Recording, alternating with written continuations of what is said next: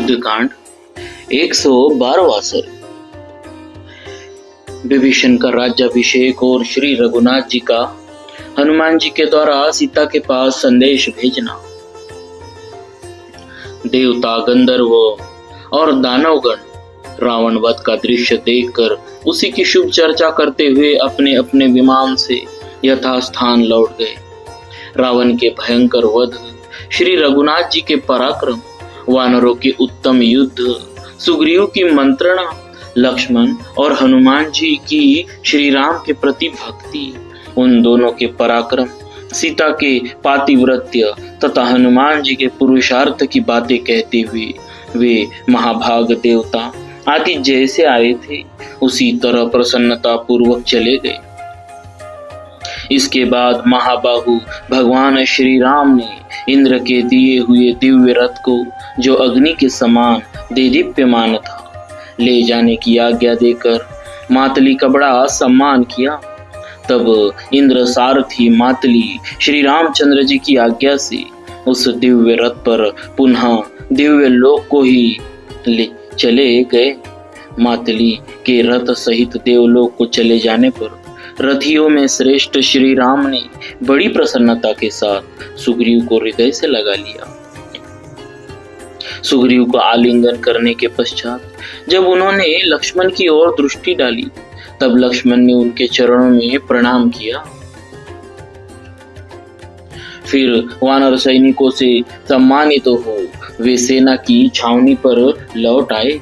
वहां आकर श्री रघुनाथ जी ने अपने समीप खड़े हुए बल एवं उद्दीप्त तेज से संपन्न सुमित्रानंद लक्ष्मण से कहा, सौम्य, अब तुम लंका में जाकर इन विभीषण का राज्याभिषेक करो, क्योंकि ये मेरे प्रेमी, भक्त तथा पहले उपकार करने वाले हैं। सौम्य, यह मेरी बड़ी इच्छा है कि रावण के छोटे भाई इन विभीषण को मैं लंका के राज्य पर अभिषिक्त देखूं। महात्मा श्री रघुनाथ जी के ऐसा कहने पर सुमित्रा कुमार लक्ष्मण को बड़ी प्रसन्नता हुई। उन्होंने बहुत अच्छा कहकर सोने का घड़ा हाथ में लिया और उसे वानर युद्धपतियों के हाथ में देकर उन महान शक्तिशाली तथा मन के समान वेग वाले वानरों को समुद्र का जल ले आने की आज्ञा दी।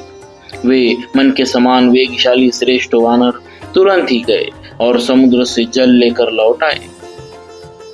तदनंतर लक्ष्मण ने एक घट जल लेकर उसे उत्तम आसन पर स्थापित कर दिया और उस घट के जल से विभीषण का वेदोक्त विधि के अनुसार लंका के राजपथ पर अभिषेक किया। यह अभिषेक श्री रामचंद्र जी की आज्ञा से हुआ था। उस समय राक्षसों के बीच में सहुदों से घिरे हुए विभीषण राज सिंहासन पर विराजमान थे। लक्ष्मण के बाद सभी राक्षसों और वानरों ने भी उनका अभिषेक किया। वे अत्यंत प्रसन्न होकर श्री राम की ही स्तुति करने लगे। राक्षस राज विभीषण को लंका के राज्य पर अभिषिक्त देख उनके मंत्री और प्रेमी राक्षस बहुत प्रसन्न हुए। साथ ही लक्ष्मण सहित श्री रघुनाथ जी को भी बड़ी प्रसन्नता हुई।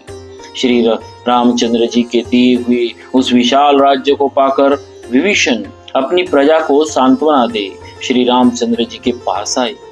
उस समय हर्ष से भरे हुए नगर निवासी निशाचर विभीषण को अर्पित करने के लिए दही, अक्षत, मिठाई, लावा और फूल लाए। दुर्धर्ष पराक्रमी विभीषण ने वे सब मंगल जनक मांगलिक वस्तुएं लेकर प्रभु श्री राम और लक्ष्मण को भेंट की। श्री रघुनाथ जी ने विभीषण को कृतकार्य एवं सफल मनोरथ देख उनकी प्रसन्नता के लिए ही उन सब मांगलिक वस्तुओं को ले लिया। तत्पश्चात उन्होंने हाथ जोड़कर विनीत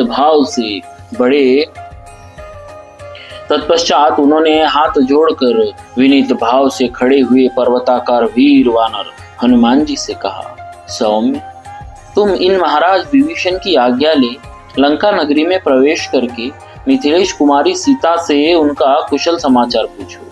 साथ ही उन विदेह राजकुमारी से सुग्रीव और लक्ष्मण सहित मेरा कुशल समाचार निवेदन करो।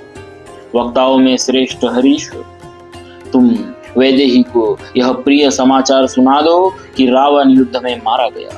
तत्पश्चात उनका संदेश लेकर लौट आओ। इस प्रकार श्री वाल्मीकि निर्मित आर्ष रामायण आदि काव्य के युद्ध कांड में 112वां सर्ग पूरा हुआ। बोलिए श्री सीताराम जी महाराज की जय। भक्तवत्सल भगवान की जय।